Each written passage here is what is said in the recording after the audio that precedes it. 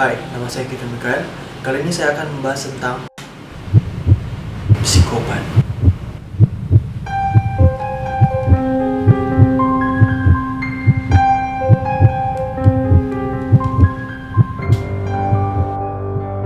Sekitar 1% dari total populasi dunia mengidap psikopat. Pengidap ini sulit dideteksi karena sebanyak 80% lebih banyak yang berkeliaran daripada yang mendekam di penjara atau di rumah sakit jiwa. Orang-orang tidak menyadari bahwa ada ratusan psikopat berjalan di sekitar mereka, tapi bukan penjahat. Seorang psikopat tidak selalu melakukan tindakan kriminal, karena terkadang ambisi yang dimiliki seorang psikopat tidak mengharuskannya untuk melakukan tindakan kriminal. Namun, seorang psikopat tidak enggan melakukan apapun jika ada sesuatu yang menghalangi ambisinya. Psikopat secara harafiah berarti sakit jiwa. Psikopat tak sama dengan gila, karena seorang psikopat sadar sepenuhnya atas perbuatannya. Gejalanya sendiri sering disebut dengan psikopati. Pengidapnya sering disebut orang gila tanpa gangguan mental. Seorang ahli psikopat di dunia, Robert T. Hare, telah melakukan penelitian psikopat sekitar 25 tahun. Ia berpendapat bahwa seorang psikopat selalu membuat kamuflase yang rumit, memutarbalikkan fakta, menebar fitnah, dan kebohongan untuk mendapat kepuasan dan keuntungan dirinya sendiri. Berikut faktor-faktor yang menyebabkan orang bisa menjadi psikopat. Yang pertama, faktor biologis. Blair pada Labroad 2007 meneliti adanya kemungkinan faktor biologis yang menyebabkan seseorang menjadi psikopat.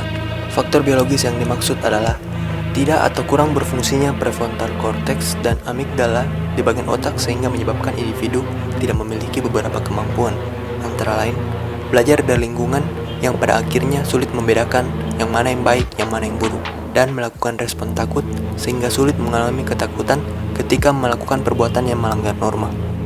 Individu semacam ini akan sulit merasakan perasaan bersalah dan juga sulit untuk ikut merasakan kesakitan dari orang yang disakitinya. Hal tersebut dicontohkan dengan jelas pada film Perfume: The Story of Murder dan kisahnya yang berlatarkan pada abad ke-18 di Perancis. Menceritakan tentang kehidupan Jean-Baptiste Grenouille, sang jenius dalam penciuman yang melakukan pembunuhan demi menemukan wangi yang sempurna. Singkat cerita, demi memenuhi ambisinya untuk menciptakan parfum yang formulanya konon dimiliki oleh seorang Firaun yang mampu menaklukkan umat manusia saat menggunakan parfum tersebut, Jean-Baptiste Grenouille melakukan pembunuhan ke 13 gadis perawan yang dianggapnya memiliki aroma murni. Dan kemudian mayat wanita tersebut diekstrak dan dijadikan parfum. Saat melakukan pembunuhan, dia melakukannya dengan sangat santai, seolah-olah hal tersebut bukan hal yang salah, karena dia tidak bisa membedakan mana yang benar, mana yang salah. Namun yang dia ketahui hanya bagaimana cara untuk memenuhi ambisinya. Yang kedua, faktor lingkungan. Faktor yang paling menentukan adalah ketika individu tumbuh dalam permasalahan dalam keluarga, seperti tidak diajarkannya anak untuk memiliki kemampuan sosial, empati, memahami orang lain, sampai perceraian orang tua dan kekerasan pada anak dapat mendorong munculnya pribadi psikopat. Labroad mengungkapkan kasus para pembunuh berantai yang ternyata pada masa kecilnya mengalami kejadian-kejadian tidak menyenangkan dan cenderung traumatis. Para pembunuh berantai ini memiliki sejarah antara lain kekerasan fisik dan seksual pada masa kanak-kanak. Jenis-jenis psikopat.